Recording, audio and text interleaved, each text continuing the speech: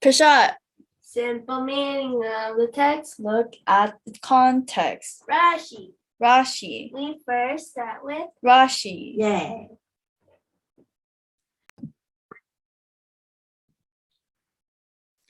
We are in Parasha Kedoshim, which means holy ones. That is Leviticus chapter 19 to 20. 자, 이제 이번 파라샤 케도심, 거룩함들, 그러니까 복수형으로 거룩함이라는 것이죠. 너희들은 거룩해야 한다라는 말씀입니다. 레위기 19장, 20장에 걸친 말씀입니다. We'll start with verse 3. Every man shall revere his mother and his father, and you shall observe my Sabbaths. I am Hashem your God. 3절로 가서 너희 각 사람은 어머니와 아버지를 경외하고 나의 안식일을 지켜야 한다. 나는 너희 하나님 유대바바이다. A woman is also included in every man shall revere his mother and his father. But the verse says man because the man generally has to perform this commandment, while the woman is not subject to this commandment if her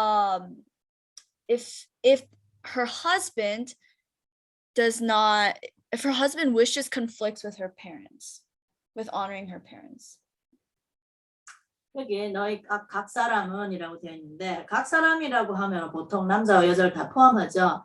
그러나 여기에서는 특별히 이 계명은 남자의 국한된 의무입니다. 왜냐하면 결혼한 여자의 경우에는 만약에 남편이 부모님의 뜻에 어긋나는 결정을 했을 경우에 그 여자는 남편에 속하기 때문에 여자는 남편의 뜻에 따라야 되겠죠. 그렇기 때문에 여자에게는 부모의 뜻을 경외하고 따르는 것에 대한 의무에 대해서 예외가 됩니다. 남편을 따라야 되기 때문이죠.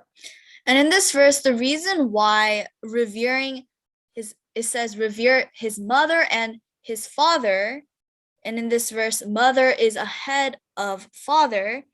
This is because Hashem knows that it is a tendency for the son to revere the father more than the mother. So Hashem is emphasizing to revere your mother. 보통 남자들이 아버지를 경외하는 것은 일반적으로 쉽게 하지만 어머니를 잘 경외하지 않습니다. 그런 이유에서 이 절에서 어머니와 아버지를 경외하라라고 어머니를 앞세우신 것이죠. But in the 10 commandments, Hashem says, honor your father and your mother. And so Hashem puts emphasis on honoring your father because the son tends to honor the mother more. 그 디브라야라고 불리는 열 말씀이죠. 그게 출애굽기 20장 12절과 신명기 5장 16절에 나오는데 그 말씀에는 너희 아버지와 어머니를 공경하라라고 아버지와 어머니를 공경하라라고 되어 있죠.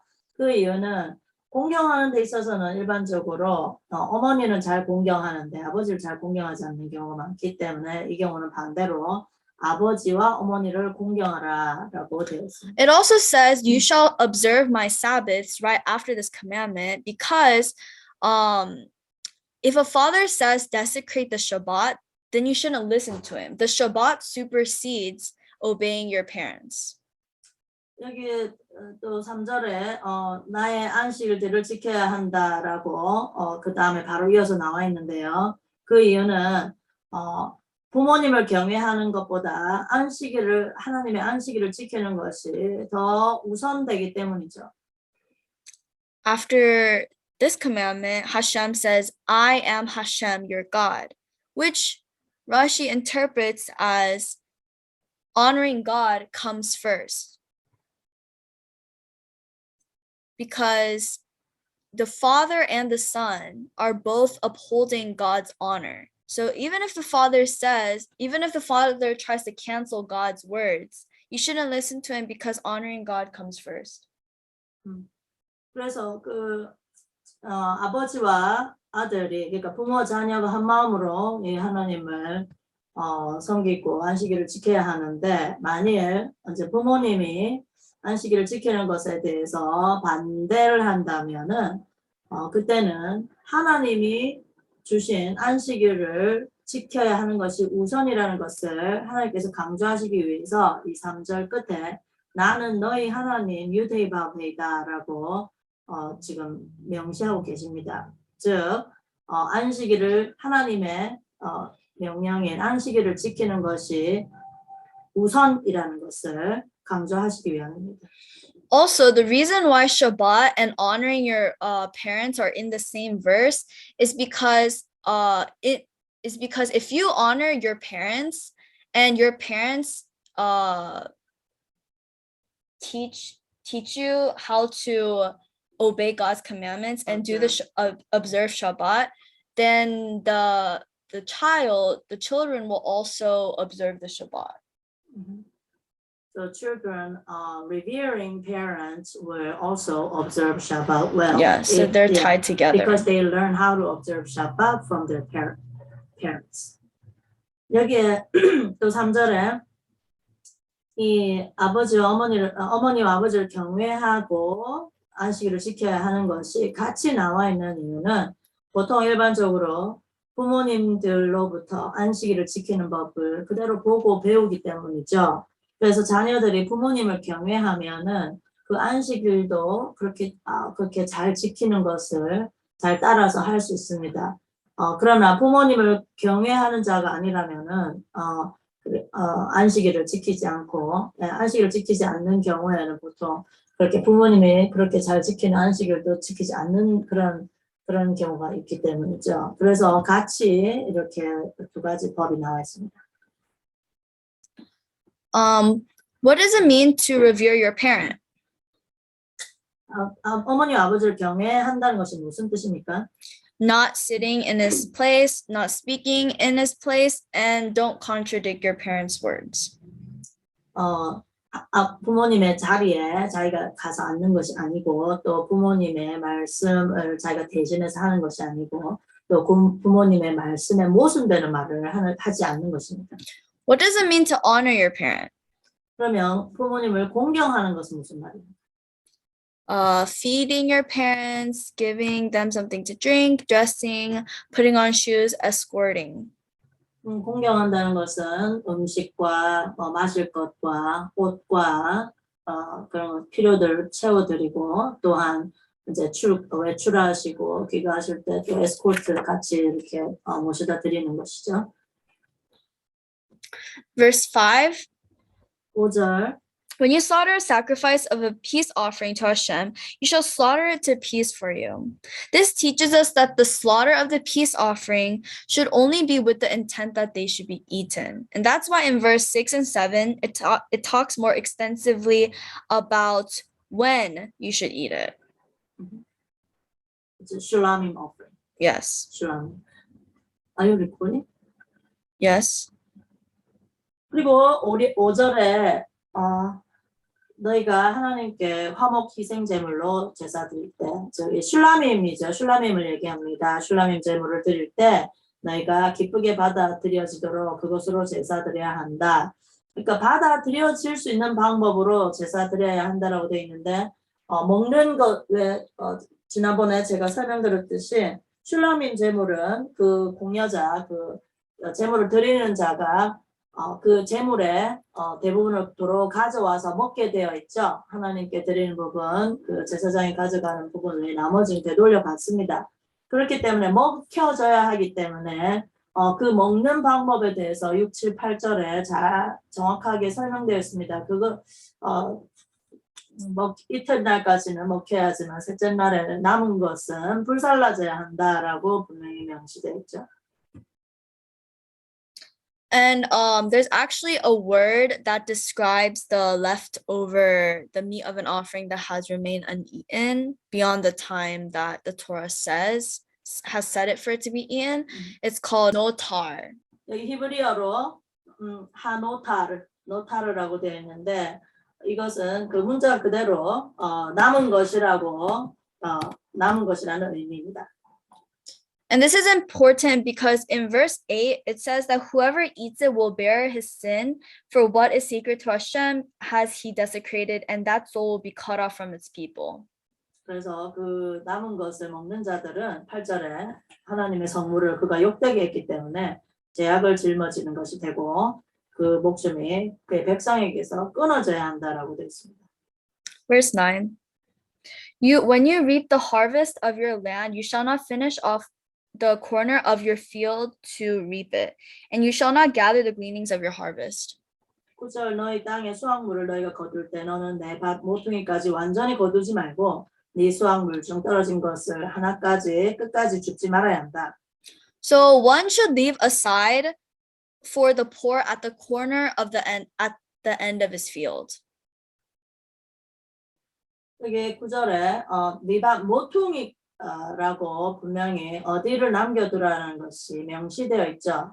And it also says that you shall not gather the gleanings of your harvest. So specifically, the stalks that fall one or two at a time are considered gleanings, but 3 stalks are not considered gleanings and may be gathered by the landowner.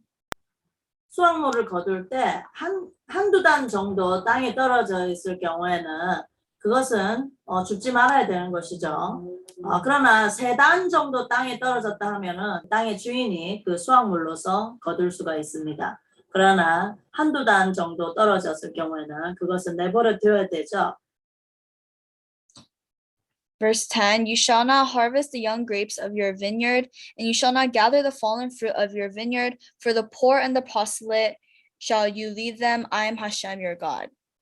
10절 너희 포도원을 모두 거두지 말고 떨어진 포도를 줍지 말라. 그 가난한 자와 나그네를 위해서 그것들을 내버려 둬야 한다. 나는 너희 하나님 유대바벨이다. So what does the Torah mean by young grapes? 여기 10절에 보면은 그 어린 포도는 거두지 말라고 되어 있습니다. 어린 포도가 무엇일까요? So Rashi it says any which have neither the shoulder nor the drops. So these are kinds of figurative language, because the mature grapes, they form in small clusters, right? Because in one grape, there's small clusters in each part of the grape, right? And so when the upper clusters weigh down on the lower clusters, it's like a man leaning against the friend's shoulder, okay? And the lower clusters that hang straight down resemble drops, okay? Or dripping from the branch. And so if the grapes don't have the shoulder or the drops, then it's considered a young grape if it doesn't have any of them. And so those are the ones that you don't harvest. You just leave for the poor. Are you sharing? 이거? Yeah. Are you doing this page? Yes. 그 때문에 앞에 제대로 못 들었어. 앞부분에 뭐라 그랬어? shoulder 부분. So in a grape, there's clusters of grapes within one grape, right? And so when the top clusters, they weigh down on the lower clusters, it's like a man leaning against a friend's shoulder. And so that's what Rashi means by shoulder. And the lower clusters also hang straight down, and that resembles drops, okay? And so if a grape doesn't have a shoulder or a drop, that's considered a young grape, and those are the ones that you don't harvest. 여기에 10절에 거두지 말아야 될 포도에 대해서 설명을 하는데요. 그 shoulder, 어깨와 그리고 떨어진 것 두 가지로 분류하는데, 그러니까 어깨라는 것은 이제 은유적인 표현입니다. 포도송이가 익어가지고 이렇게 아래로 쭉 늘어뜨려져서 아래쪽에 있는 포도송이 위에 걸쳐지는 것, 그것은 이제 어깨에 기댄 형태죠. 네, 그런 은유적인 상태, 그런 표현이죠. 그래서 그러한 것과 그다음에 또 아래쪽에 있는 포도송이들이 이렇게 무르익어서 아래쪽으로 축 처지는 땅 쪽으로 거의 떨어지듯이 처지는 것을 얘기하죠. 예, 그러하게 그렇게 무르익은 포도나무들을 제외한 것들을 어린 포도라고 얘기합니다. 그런데 그런 어린 포도는 거두지 말라고 대하는 것이죠.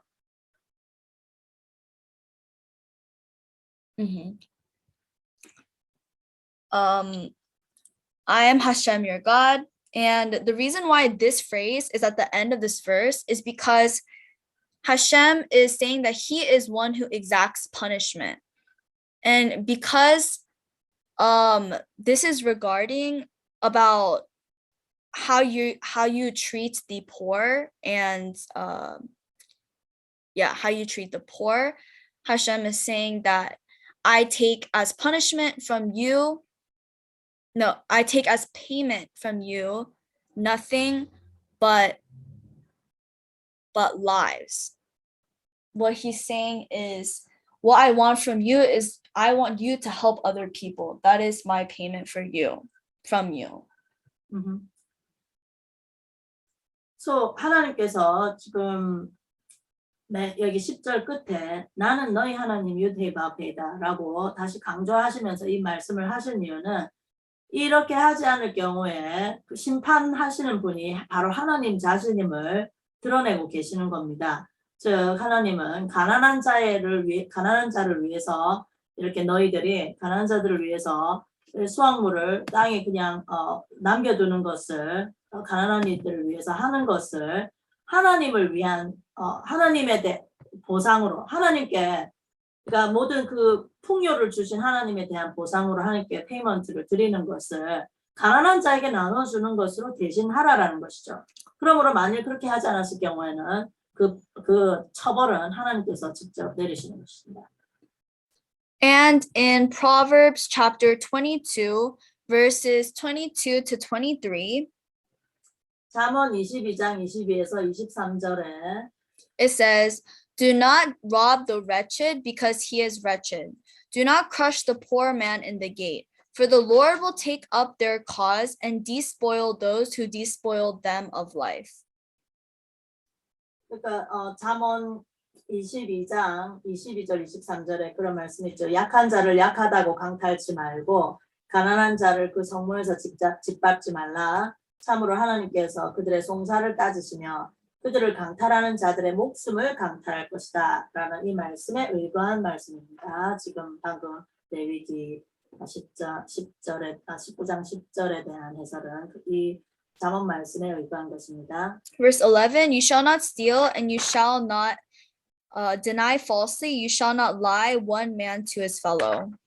11절 너희는 도둑질하지 말라. 너희는 바른 말을 부인하지 말고 이웃끼리 거짓으로 행하지 말아야 한다. This is a negative commandment for one who steals money. 그러니까 돈을 도둑질하는 자에 대한 부정 명령입니다. This is different from the do not steal in the commandments, in the 10 commandments, because in that context, the punishment is death penalty. So it's something much more serious. It's basically saying you shall not steal people. It's talking about kidnapping. 그 디브라야 열 말씀에 10계명이라고 알고 있는 그 디브라야에서의 도둑질하지 말라라는 것은 그 처벌이 도둑질했을 경우에 처벌이 생명으로 갚는 것이죠. 즉 그 처벌 생명으로 갚는다는 것은 무엇을 도둑질했다는 것입니까? 사람을 도둑질했다는 것. 즉 그 키드냅 납치하는 행위, 납치에 대한 그런 처벌은 그 사람을 그 납치한 자를 죽이는 것입니다. 그러나 지금 11절에 도둑질하지 말라라는 이거는 돈을 도둑질하는 것에 관한 내용입니다. Verse 12. And you shall not swear falsely by my name, thereby desecrating the name of your God. I am Hashem. 자, 12절 너희는 내 이름으로 거짓 맹세하지 말아야 한다. 너는 너의 하나님의 이름을 욕되게 하지 말아야 한다. 나는 유대바베이다. And so my name implies every name that God has, not just Yud-Heh-Vav-Heh. 여기서 말씀하시는 하나님 당신의 이름으로 거짓 맹세하지 말라라고 한 이 이름들은 단순히 유대의 법 외에 또 다른 이름들 모두를 다 포함하는 겁니다. Verse 13, you shall not cheat your 13절. fellow, and you shall not rob. Payment for the work of a hired worker shall not stay overnight with you until morning. 13절 너는 내 이웃을 압제하지 말고 강탈하지 말라. 아침까지 넓게 품꾼의 삭슬 두지 말아야 한다. So this is, you shall not cheat is referring to one who withholds the wages of a hired worker. 이것은 품꾼의 삭슬 가지고 정직하게 행하지 않는 경우를 의미합니다. And the reason why it says until morning is because the Torah gave time to the householder for a period of a day or a night to seek money to pay his worker. The Torah gives a specific time frame to the person who has to pay the worker. For example, if a worker is hired for the day, which talking about like in daylight, then the collection of his wages is the night. So it's more explicit about that. 뭐 예를 들자면 어떤 사람을 낮에 고용했을 경우에는 그 품삯을 저녁까지는 주어야 한다라는 아주 명시적인 내용입니다. Verse 14, you shall not curse a deaf person, and you shall not place a stumbling block in front of a blind person. You shall have fear of your God. I am Hashem. 14절 너는 청각 장애인을 저주하지 말라. 보지 못하는 자 앞에 너는 장애물을 놓지 말아야 한다. 너는 너의 하나님을 경외해야 한다. 나는 유대인의 앞이다. So Rashi says that it's not, you don't curse a deaf person, but that's also including you shouldn't curse anyone. 아무도 저주하지 말라는 뜻입니다. 청각 장애인뿐만 아니라 아무도 저주하지 말라라는 뜻입니다. And it says that explicitly in Deuteronomy chapter 24 verse 15. 이것은 신명기 24장 15절에도 나와 있습니다. And what the Torah means by you shall not place a stumbling block in front of a blind person, it means like don't give wrong advice. Like don't say stupid things like sell your lands and buy a donkey and twist someone to your advantage. 보지 못하는 자 앞에 장애물을 놓지 말라라는 뜻은 무슨 뜻이냐면은 뭐 예를 들어서 뭐 땅을 팔아서 그 나귀를 사라 뭐는 그런 조언을 하면서 자기의 그 땅을 그 사람한테서 사기 위해서 그런 아주 그런 어떤 나쁜 의도를 가지고 어떤 그 조언을 하는 것들, 그죠? 그런 것들을 하지 말라는 것입니다. You shall have fear of your God. 하나님에 대한 경외감을 가지고. The reason why it says that is because people don't know your true intention, but you have to have fear of God who knows your true intention. Because you can say these wrong advice with either a good intention or a bad intention, but nobody will know that but God. 그렇게 그런 조언을 할 때 누가 그 의도를 알까요? 그렇게 말하는 그 자신은 그 의도를 알지만 다른 사람은 그 의도를 모르죠. Verse 15, you shall not do wrong in justice. You shall not favor a destitute man, and you shall not honor a great man. With righteousness shall you judge your fellow. 15절 너희는 재판에서 불의를 행하지 말라. 약한 자의 편을 들지 말고 큰 자에게 존경을 보이지 말라. 의롭게 너희 이웃을 재판하라. So when one perverts judgment, that's considered an abomination. 재판에서 불의를 행하는 것은 마치 하나님을 모독하는 것과 같은 행위입니다. And the Torah gives two examples. You should not say this is a poor man and a rich man. You should not say this is a poor man, and so the rich man is obligated to provide him with his livelihood. The judge should not judge like that. And then on the other hand, you should not say that the poor man is always in the wrong. So for the great man, it says, you should not say, this is a rich man, this is a son of great people, a man of noble ancestry. How can I humiliate him by ruling against him and see his humiliation? This is punishment for the matter. I would be punished for doing such a thing. This is why it says you shall not honor a great man. So don't side with the rich man for your own reputation, I guess. 여기 약한 자의 편을 들지 말고라는 것은 항상 약한 자가 강한 자에 의해서 탈취를 당한다라는 그런 편견적인 그런 판단을 하지 말라는 것이죠.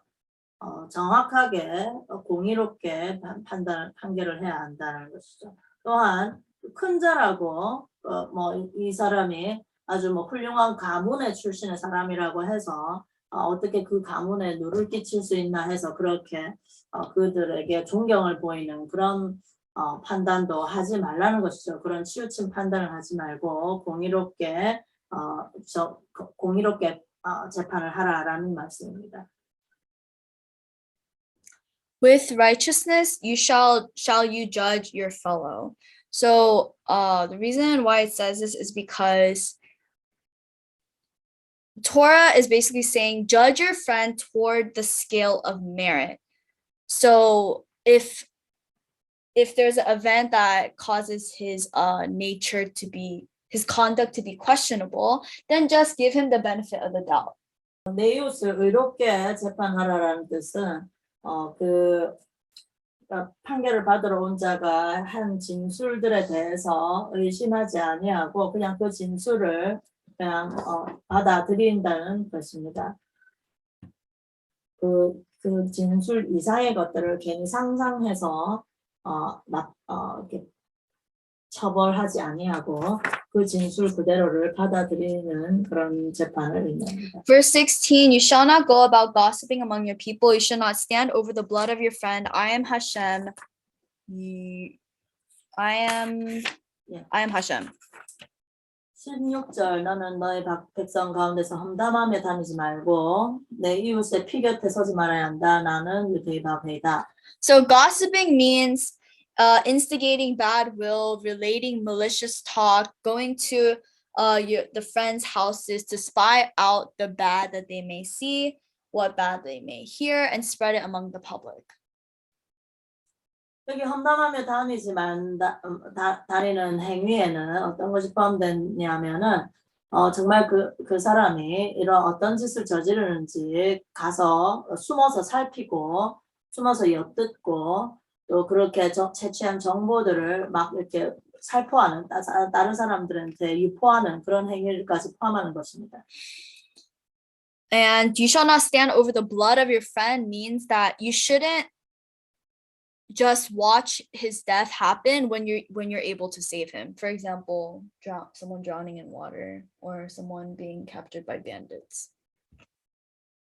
내 이웃의 피 곁에 서지 말라는 것은 이웃이 어려움에 처했을 때 예를 들어서 물속에 빠졌거나 어떤 강도에 이렇게 강도질을 당하거나 이런 것을 볼 때 그것을 못 본 척하고 내버려 두지 말아야 된다는 것이죠. I am Hashem means faithful to pay the reward, faithful to exact payment. 여기 뒤에 나는 유대바베이다. 즉 하나님은 그것에 대해서 그대로 갚아주시는 분이다라는 의미입니다. Verse 17, you shall not hate your brother in your heart. You shall not reprove your fellow, and you shall not bear a sin because of him. 17절 너는 내 형제를 네 마음을 미워하지 말라. 그리고 너는 내 이웃을 정령 책망해야 한다. So, you shall not bear a sin because of him means don't make his face pale by reproving him in public. 그것 때문에 죄를 짊어지지 말아야 한다라는 뜻은 이렇게 그 잘못이 있는 그 형제를 공개적으로 이렇게 비난을 해서 그 욕을 먹이는 행위를 하지 말라라는 것이죠. 그리고 이 17절에서 얘기를 하는 것은 사실 지금 이 주어지는 이 법들은 우선 이 19장에 지금 나와 있는 이 법들은 전부 이 하나님의 자녀들에 대한 법입니다. 그러니까 하나님을 믿지 않는 자들에게 주는 법이 아니라 바로 이 이스라엘에게 주는 법이죠. 즉 하나님의 사람들에게 주는 법입니다. 그러므로 이 17절에 나와 있듯이 형제를 네 마음으로 미워하지 말고 내 이웃을 책망하라라는 것은 정말 이렇게 책망할 때 들을 귀가 있는 그런 믿음의 사람들의 경우에 마음속으로 미워하지 말고 그를 바로 잡을 수 있도록 이제 책망하라라고 하는 것이죠. 믿음이 없는 하나님을 믿지 않는 자에게 이렇게 꾸짖다가는 잠언의 말씀과 같이 오히려 그가 너를 미워한다라고 되어 있죠. 그러니까는 이것은 지혜롭게 해야 되는 일입니다. 그러니까 믿음의 형제 자매들 안에서 이러한 책망이 이루어져야 되고 그리고 그것 때문에 미워하지 말라는 것이죠. 그 마음에 그 죄를 짊어지지 말라라는 것은 이제 그 마음에 그 꽁하니 마음에 담아두고 미워하는 그 죄를 짊어지지 말라라는 것입니다. 그렇게 꽁하지 말고 조용히 그러니까는 공개적이 아닌 아주 개인적인 아주 은밀하게 조심스럽게 그 사람에게 잘 그 마음에 좀 어려운 부분들을 잘 얘기를 해서 그가 고칠 수 있도록 하는 그런 지혜로운 책망을 의미하는 것이죠. So this verse, well, this whole chapter is in the context of giving it to the people of Israel, and these are God's people. They're not like Gentiles. They're not of the nations, and No, so they are not unbelieving. yeah, they are not non-believing people. These are all God's people. And so when it says you shall reprove your fellow and you shall not bear a sin because of him, this is talking about reproving a fellow believer and doing it out of love for that person. So the words that you should not bear a sin because of this, that means you should not bear the sin of hatred in your heart against your brother. It means to rebuke your brothers in love, privately, not in public, not to humiliate the person. So wisely and privately, just consult with the person, just honestly discuss what you hold against the person, so that the person can correct his wrongdoing. So that is what this verse is talking about. Verse 18, you shall not take revenge and you shall not bear a grudge against the members of your people. You shall love your fellow as yourself. I am Hashem. 18절 너는 너의 백성의 자손에게 복수하지 말고 너를 간직하지 말며 네 이웃을 너처럼 사랑해야 한다. 나는 하나님 유대바브리다. Don't say, I am not lending this thing to you because you did not lend me your sickle. This is taking revenge. 여기에 복수하지 말라라고 돼 있는데 어떤 케이스를 얘기하는 것이냐면은 예를 들어서 어떤 그 이웃이 자기에게 낫을 빌려주지 않았기 때문에 그 다음에 나중에 그 사람이 자신한테 무엇을 꾸러왔을 때도 너가 그때 빌려주지 않았으니까 나도 너에게 빌려주지 않겠다라는 것이 바로 복수에 해당됩니다. Then what is bearing a grudge? In this case, it's like if the person says, I will give this to you and I am not like you, for you did not lend me this. 그리고 또 너를 간직하지 말라는 부분은 뭐냐면은 너는 이렇게 빌려주지 않았지만 나는 너에게 이렇게 선하게 빌려준다라고 얘기하는 것이죠. 즉, 그 안에 너를 품고 이렇게 하는 것이죠. So one person can still bear a grudge but not take revenge because this person keeps it in his heart but without paying it back. 즉, 이 경우는 복수를 하지는 않았지만 그 노를 마음에 담고 있는 것이죠. 그래서 너는 빌려주지 않았지만 나는 너와 다른 사람이라서 너그럽게 너에게 빌려준다라고 하는 것 자체가 노를 품고 있다는 뜻이죠. And Rashi agrees with Yeshua when he says, You shall love your fellow as yourself. That is the great rule in the Torah. 예수님께서 너 이웃을 네 몸과 같이 사랑해야 한다라고 한 바로 그 말씀이 여기에 해당되어 있어요. Verse 19. You shall observe my statutes. You shall not mate your animal with another species. You shall not sow your field with mixed seed, and a garment that is mixture of combined fibers that shall not come upon you. 19절 내 규례들을 너희는 지켜야 한다. 너희 가축을 다른 두 종류와 교미시키지 말고 내 밭에 다른 두 종류의 씨를 뿌리지 말라. 다른 두 종류의 실로 짠 옷을 네 몸에 올리지 말라라고 돼 있죠. So the reason why it says you shall observe my statutes is because all these commandments that are in verse 19, these are just statutes that are a decree of the king. There is no rationale. That's why it's hukotai. Okay. Hukotai is there's no explanation. Yeah, there's no explanation that man can understand. 여기 So you just do it. 19절의 말씀은 규례들이라는 것은 후코타에 해당됩니다. 제가 전에 호크에 대해서 설명을 드린 적이 있는데요. 이거 수직법 중에 호크는 하나님께서 그 이유를 설명하실 수가 없습니다. 우리가 잘 이해를 할 수 없기 때문에. 그래서 이유를 불문하고 무조건 우리가 따르는 법이 있는 것이죠.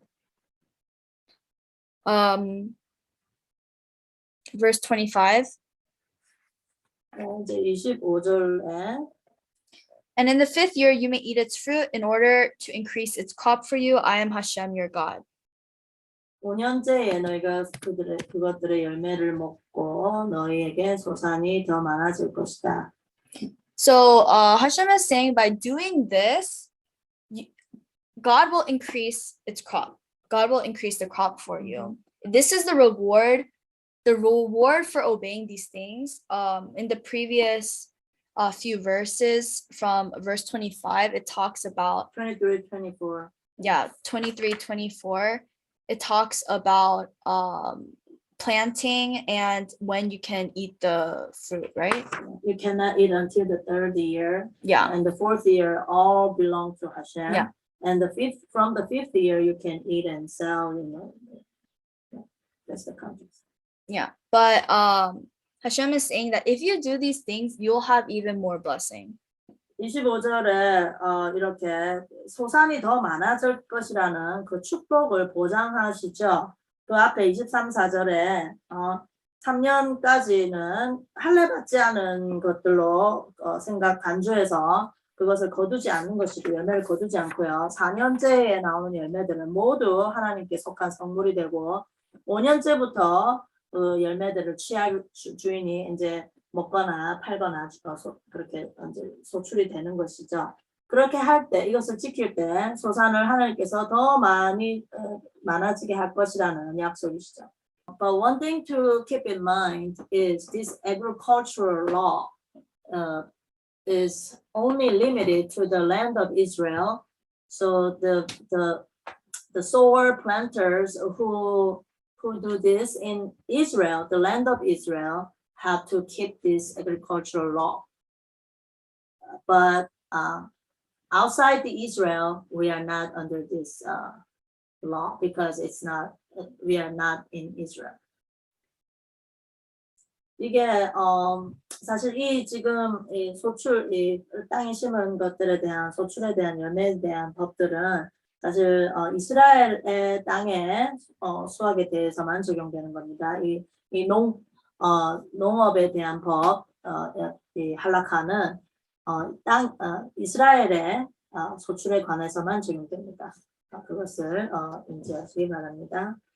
Verse 28, you shall not make in your flesh a scratch over a soul, and you shall not place a tattoo upon yourselves. I am Hashem. 28절 그 시신을 위하여 너희 몸에 상처를 내지 말아야 한다. 문신은 하지 말아야 한다. 나는 유대인이다. So a scratch over a soul, this is referring to the practice of Amorites to scratch into their flesh when someone among them dies.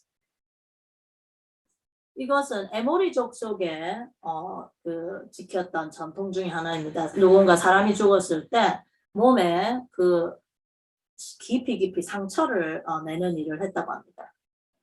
And the tattoo, this is relating to to hanging because they stick a wooden pole into the ground and hang them onto the poles. And just like poles, tattoos are embedded and stuck into the skin. So there's the connection between hanging and tattoos. 이거 사람이 목매어 죽거나 이렇게 교수형이 처해지거나 이렇게 목매달아서 죽는 그 일에 대한 것이 바로 이 문신을 하는 것과 직접적으로 연결되어 있습니다. 왜냐하면은 그 땅에 그 나무를 박아서 거기에다가 사람을 매달기 때문이죠. 마치 문신도 그렇게 똑같은 영적인 의미를 사람의 살에 이렇게 문신을 하는 것도 같은 영적인 의미가 있기 때문에 하나님께서 금지하셨습니다. Verse 32. 32절. You shall rise in the presence of an old person, and you shall honor the presence of an elder, and you shall fear of your God, I am Hashem. 32절. 너는 백발 앞에서 일어나고 노인을 공경해야 한다. 그리고 너는 너의 하나님을 경외해야 한다. 나는 유대가 되다. What does it mean to honor the elder? 노인을 공경한다는 것은 무슨 뜻입니까? That means you shall not speak in the elder's place. You shall not sit in the elder's place or contradict his words. 즉 아까도 얘기했듯이 노인의 자리에 앉지 말아야 하고 노인이 하셔야 될 말씀을 대신 얘기하지 말아야 되고 그리고 노인이 하시는 말씀에 반대적으로 얘기를 하지 말아야 되죠. And you shall have fear of your God, I am Hashem, means that God knows your true intention. 그리고 하나님은 그 의도를 아시기 때문입니다. 그래서 나는 유대의 바베이다라고 얘기를 하십니다. Verse 33 and 34. When a proselyte dwells among you in your land, do not harass him. The proselyte who dwells with you shall be like a native among you, and you shall love him like yourself, for you have been aliens in the land of Egypt. I am Hashem, your God. 33, 34절에 너희가 나그네가 너희 땅에서 함께 우거할 때 그를 억압하지 말라. 너희 중에 원주민처럼 너희와 함께 우거하는 그 나그네가 너희에게 있으리니 너는 그를 너처럼 사랑하라. 왜냐하면 너희가 애굽 땅에서 나그네들이었기 때문이다. 나는 유대의 바베이 하나님이다. So don't harass proselytes by saying, don't verbally harass them by saying, last night in the past you were an idolater and now you come to learn Torah, which was given from the mouth of the Almighty. 이렇게 그 이방인 중에서 하나님 앞에 돌아온 자들에 대해서 너는 어제까지는 우상을 숭배하는 자들이더니 오늘은 하나님 말씀을 듣는구나 라고 그렇게 부정적으로 얘기하는 것을 하지 말라고 하시는 것입니다. And the reason why it says, for you have been aliens, is because is also just saying how if an imperfection exists in you, don't taunt your friend over that same imperfection. Because in the same way, Israel, they were foreigners, and so yeah. 그 이유는 이스라엘도 애굽 땅에서 마치 그 이방인들의 그런 것처럼 그렇게 부정했던 자들이기 때문이죠. 그렇게 그 법을 받기 전에는 그들도 이방인들처럼 행동했던 자들이기 때문입니다. 그래서 그것을 기억하고 그렇게 돌아온 이방인들을 그렇게 정죄하지 말라는 것이죠. So going on to chapter 20, verse 2. 20장 2절. It says, say to the people of Israel, if someone from the people of Israel or one of the foreigners living in Israel sacrifices one of his children to Molech, he must be put to death. The people of the land are to stone him to death. 이스라엘 자손과 이스라엘에 우거하는 나그네 중에서 그의 씨 중 하나를 그 몰렉에게 주는 사람은 누구든지 정령 죽임을 당해야 한다. 그 땅의 백성이 그에게 돌을 던져야 한다.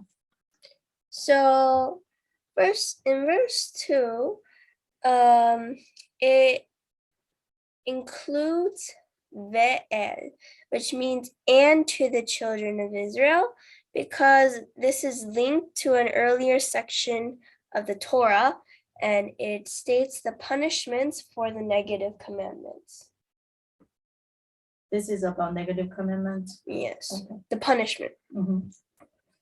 20장 2절의 시작 부분에 ve'el bnei Israel, 그러니까는 이스라엘 자손에게 그리고 이스라엘 자손에게 라고 연결되어 있는 의미를 얘기하고 있습니다. 앞에서 19장에서 말씀하셨던 부정적인 계명들에 대한 처벌에 관해서 20장에서 자세하게 설명하기 때문입니다. And then it says that he must be put to death. The person who sacrifices his children to Molech, and he shall be put to death by the court.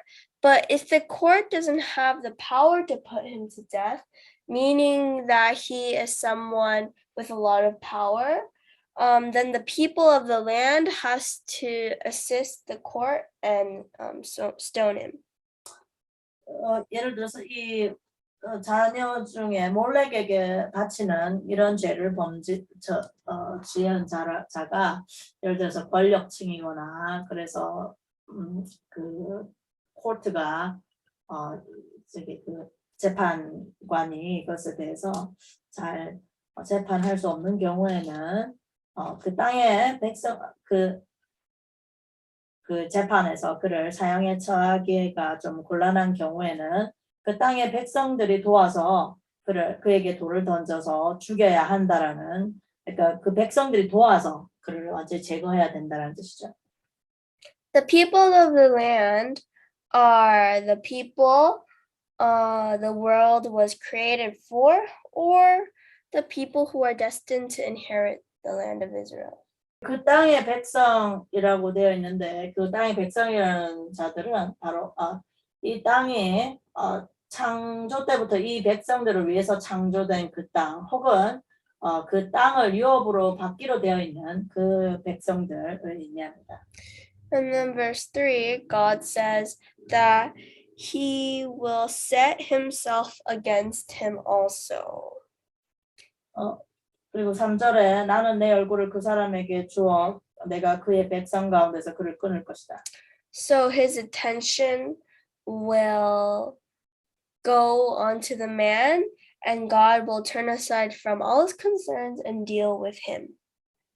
그래서 그렇게 할 경우에 이 사람은 하나님이 아주 그냥 끝까지 쫓아가서 이 자를 처벌하시겠다는 의지를 나타냈습니다. But it is at that man, not the community, because someone might think that if one of the members of the community commits the Molech worship, the whole community is responsible. But here it says that it's specifically against the man, so the community is not cut off. 이렇게 몰렉에게 그 자녀를 그 씨를 바치는 행위를 한 그 사람에게만 국한된 처벌이지 그 공동체 전체에 대한 처벌이 아닙니다. Yes. Okay. And then verse okay. And then verse 3 also emphasizes that no type of offspring should be offered. Even the unfit offspring. Children of unfit offspring, meaning children of unions forbidden to the Kohanim and born of incest or adultery. Even these unfit offspring should not be offered. 그러니까 합법적인 자녀 외에도 예를 들어서 그 결혼 외의 관계에서 나온 자녀라든지 이런 어떤 합법적인 관계가 아닌 관계를 통해서 나온 자녀라 할지라도 불문하고 몰렉에게 절대 제사에 드려지는 일이 없도록 하는 것이죠. Yes. 똑같은 처벌입니다. So verse 4 It says, if the people of the land look the other way when that man sacrifices his child to Molech and fail to put him to death. So, if the people of the land or if the people in general avert their eyes from the sinner, it will lead to a general breakdown of the judicial system, and there won't be fairness in the land. So God will set himself against all of the people. 그래서 4절 5절의 말씀은 이런 악한 짓을 몰렉에게 제사를 하는 이런 자를 죽이지 않고 눈을 감아 준다면은 정말 하나님께서 그 공동체에서 눈을 돌리겠다는 것이죠. 즉 공동체에 그 죄가 있으므로 다 이제 하나님께서 그 공동체를 처벌하시겠다는 의미입니다. And then the family is also punished because they were involved in the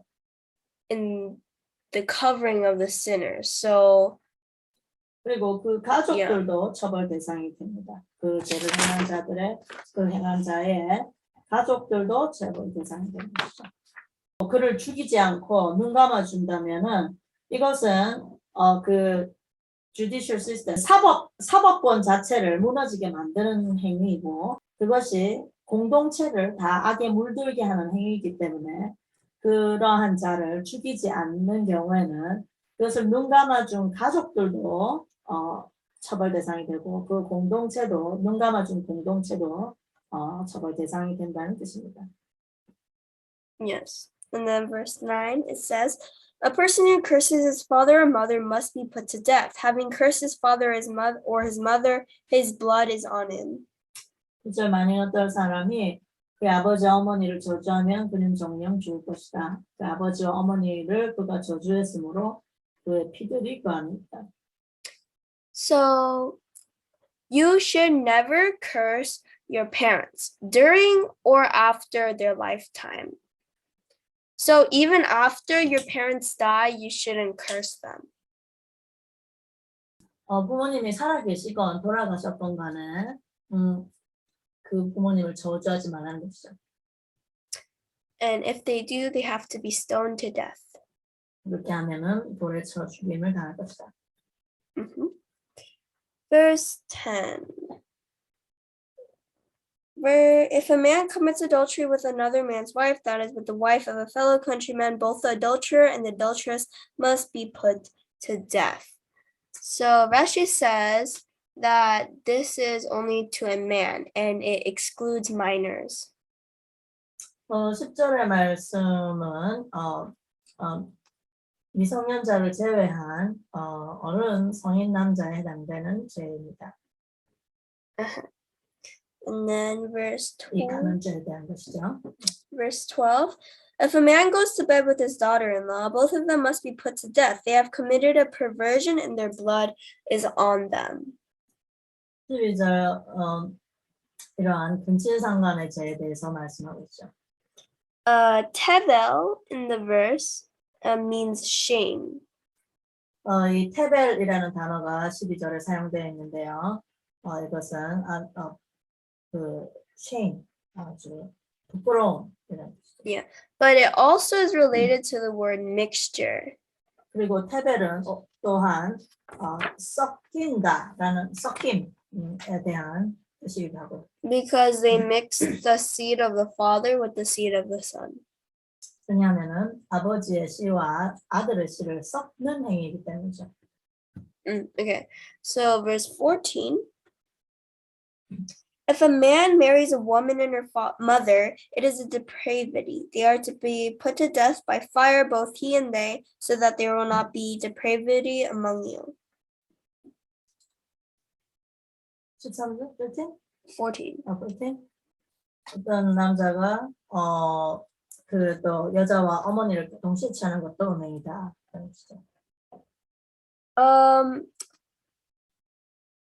So the first wife and the second wife are not both burned. It is only the man and then the second wife, because the first wife didn't become forbidden to him. 여기서 불에 살라져야 하는 대상은 그 남자와 그리고 두 번째로 취해진 부인입니다. 첫 번째로 취해진 부인은 불살라지지 않죠. 왜냐하면 부인을 처음 취해진 그 부인은 죄가 없으니까요. 그래서 두 번째로 취해진 그 여자와 그리고 그렇게 취한 남자가 음행한 것이므로 불살라져야 된다는 것이죠. So in the Hebrew, it says et hen, but this is translated as them, but it is not plural here. It actually means one of them. And in the Greek language, the word hen means one. 여기에 벳헨이라고 되어 있는데 둘 중에 하나라는 뜻입니다. 즉 그들을 모두 불살른다는 것이 아니고 그들 중에 하나를 불살라야 한다라는 뜻이죠. 헨이라는 것은 그 헬라어로는 하나라는 뜻이죠. 예, 그러니까 헬라어가 여기서 왔겠죠. 히브리어에서 그러니까 하나라는 뜻입니다. 즉 둘 중에 하나가 불살라진다는 것이죠. But both a woman and her mother are forbidden to a man. 그러나 중요한 것은 그 여자와 어머니를 동시에 취하는 것은 음행입니다. Okay, verse 15, it says, if a man has sexual relations with an animal, he must be put to death, and you are to kill the animal. 그리고 15절 이제 동물과 교미하는 남자에 대한 그 죽임을 당해야 된다는 것이죠. So the man sinned, but what sin did the animal commit? Why do we have to kill the animal? 근데 사람이 그 처벌받는 건 당연한 건데 왜 동물도 죽여야 될까요? The animal is killed because ruination came to man through it. 그 동물도 더럽혀졌기 때문이죠. So that's why the animal should be stoned. But this shows how much more there is punishment for man who can distinguish between good and evil.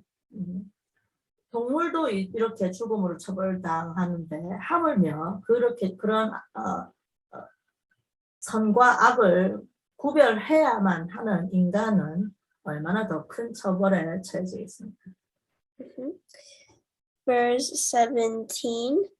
If a man takes his sister, his father's daughter, or his mother's daughter, and has sexual relations with her, and she consents, it is a shameful thing. They are to be cut off publicly. He has had sexual relations with his sister, and he will bear the consequences of their wrongdoing. So, in the Aramaic language, it means disgrace. Yeah. But a midrashic interpretation of this is so in the earlier days, Cain married his sister, and so some people might argue that it is permitted to have relations with one's sister, but in the beginning, the world was built through kindness. 27절에 이제 근친상간의 이 범죄에 대해서 얘기하고 계신데요. 만약에 이런 근친상간을 범하는 범죄가 범인이 뭐 옛날에 가인도 그렇게 자기 누이를 와이프로 취하지 않았느냐 해서 정당화시키려고 한다면은 그것은 그때는 당연히 그 가족으로부터만 이제 계속 씨를 번성할 수 있었기 때문인 것이죠. 불가피했죠. 그때는 가족이 한 가족이었기 때문에 그렇기 때문에 그런 것을 변명으로 삼을 수가 없다는 얘기를 합니다. And then verse 20. 20절. If a man goes to bed with his uncle's wife, he has disgraced his uncle sexually. They will bear the consequences of their sin and die childless. Oh, also 21. If a man takes his brother's wife, brother's wife, it is uncleanness. He has disgraced his brother sexually, they will be childless. So this verse teaches us about cutting off. Cutting off is the punishment of going childless. So it includes dying before one's time, or it could be that they don't have children. 20절, 21절에 이러한 뭐 수모와 함께 동침하거나 그리고 형제안을 취하거나 이런 죄들은 자식 없이 죽을 것이다라고 되어 있는데 자식 없이 죽는다는 것은 cut off 된다는 것이죠. 끊어진다는 것이죠. 여기 공동체에서 끊어져 내어지는데 그 의미는 제명에 살지 못하고 단명한다는 것이거나 혹은 자식이 없이 죽게 된다는 것을 의미합니다. But in verse 20 and 21, he will die childless is repeated twice. So this so the reason for this repeat is to show that if the sinner has children, he will bury them in his lifetime and then have none. But if he was going to have children at the time of the sin, he won't have children and he will die childless. So either way, he doesn't have children. 여기에 20절, 21절 두 번에 걸쳐서 자식 없이 죽을 것이다라고 반복되어 있는데요. 이 뜻은 기존에 자식이 있었다 하더라도 기존에 있던 자식들마저도 죽게 될 것이고 만약에 자식이 기존에 없었다 하더라도 그는 죽게 되어서 자식을 볼 수 없을 것이다. 자식이 없이 죽게 된다는 것이죠. In the verse 23, do not live by the regulations of the nation which I am expelling ahead of you because they did all these things, which is why I detested them. So, detested means he was disgusted, and this means repulsion. And it is like a person who is nauseated by his food. 여기 23절에 그 이방 나라의 규례를 쫓지 말라고 하나님께서 명령하시는데 왜냐하면은 이 모든 것을 그들이 행했으므로 내가 그들에게 진저리를 쳤기 때문이다. 하나님께서 진저리를 쳤다라는 이 말씀의 뜻은 정말 음식이 너무 막 역겨워서 토해내는 것 같은 그런 표현의 진저리입니다. Okay, and this is and Rashi links this to the land of Israel vomiting out the sinful people because it is almost like because God is nauseated by his food and so it's kind of connected. 그래서 이 땅이 그들을 토해낸다라는 것은 결국 하나님께서 그 마치 어떤 음식이 너무 역겨워서 그 토해내는 것과 같은 그 동일한 비유입니다. Verse 25, therefore you are to distinguish between clean and unclean animals and between clean and unclean birds. Do not make yourselves detestable with an animal, bird, or reptile that I have set apart for you to regard as unclean. Here, the Torah doesn't just say to merely distinguish between the clean and unclean because that's easy. Rather, it demands you to become expert in it. 25절에 부정한 것과 정결한 것을 구별하는 정도는 아주 쉬운 일이죠. 왜냐하면 이렇게 다 명시가 돼 있으니까요. 근데 그것이 아니라 단순히 그것이 아니라 부정한 것과 정결한 것을 구별하는 데 있어서 완전히 전문가가 되어야 된다라는 것을 얘기하십니다. Yeah, and you should be able to pay attention to the details and know. 그래서 그 대상에 아주 자세한 것들을 다 들여다보고 정확하게 부정함과 정결한 것을 다 이제 이렇게 구별해낼 수 있는 그런 자질을 길러야 된다는 것이죠. Verse 26, rather you people are to be holy for me because I, Adonai, am holy and I have set you apart from the other peoples so that you can belong to me. 26절 너희는 나를 위하여 거룩해야 하니 이는 나 유대의 바베가 거룩하기 때문이다. 내가 너희를 내 것이 되게 하려고 그 백성들로부터 구별했다. So God is saying, if you are separated from other peoples, then you are mine. But if you aren't, then you belong to Nebuchadnezzar and his colleagues. 26절의 말씀의 뜻은 너희가 나를 위해서 거룩해야 하니 거룩의 뜻은 말씀드렸듯이 구별되는 것입니다. 너희가 하나님을 위해서 구별된 자라면은 하나님께 속한 자들이고 만약에 구별되지 않았다면은 너희들은 느부갓네살 왕과 그 일당에 속한 것이다 라고 말씀하십니다. But a person should not say, I am nauseated by pork, or I don't wish to wear clothes made of the mixture of wool and linen. Because he should rather say, I want to eat pork and wear the forbidden mixture, but what can I do? My Father who is in heaven has decreed upon me not to. So being separated, being kadosh, is for the sake of God. And even though you want to do sin because it seems desirable, because of God, because of your love for him, you stay away from sin and accept upon yourself the yoke of the kingdom of heaven.